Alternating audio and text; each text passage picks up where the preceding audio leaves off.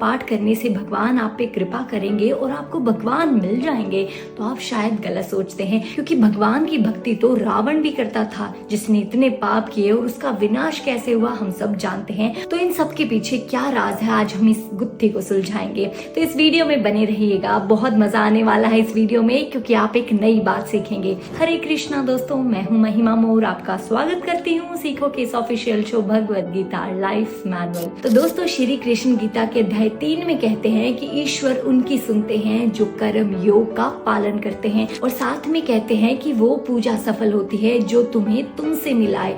अब इस बात का अर्थ समझने के लिए हमें ये कहानी समझना होगा। एक बार एक रिया नाम की लड़की थी, शादीशुदा थी, लेकिन किसी झगड़े के चलते परिवार से अलग होकर किसी नए शहर में आकर रहने लगी, क्योंकि उसके दोस्त उसके साथ थे। उसे ये विश्वास था कि कोई भी समस्या होगी दोस्त उसका साथ जरूर देंगे। इसके साथ ही वो श्री कृष्ण को मानती थी, व्रत भी रखती थी, मंदिर जाती थी और खुद को श्री कृष्ण का बड़ा भक्त समझती थी, गीता पढ़ा भी करती थी। एक बार जब वो ऑफिस से घर आती है तो उसका रास्ते में एक्सीडेंट हो जाता है। उसने अपने सभी दोस्तों को फोन लगाया, लेकिन कोई दोस्त मौके पर पहुंचकर उसकी मदद नहीं कर पाया। अब वो किसी ना किसी तरह से हॉस्पिटल में जाकर भर्ती हो जाती है। वहां पर एक 60 साल की बूढ़ी नर्स आती है। वो रो रही थी गीता पढ़ते हुए। तभी नर्स आकर दुख का कारण भी पूछती है। तो रिया अपनी सारी कहानी उस नर्स को बताती है। नर्स कहती है, पर तुम तो कृष्ण को मानती हो, क्या कभी कृष्ण से मदद नहीं मांगी? वो कहती है कि ईश्वर तो मदद कर ही देंगे ना, मैं उनकी पूजा करती हूँ, व्रत भी रखती हूँ।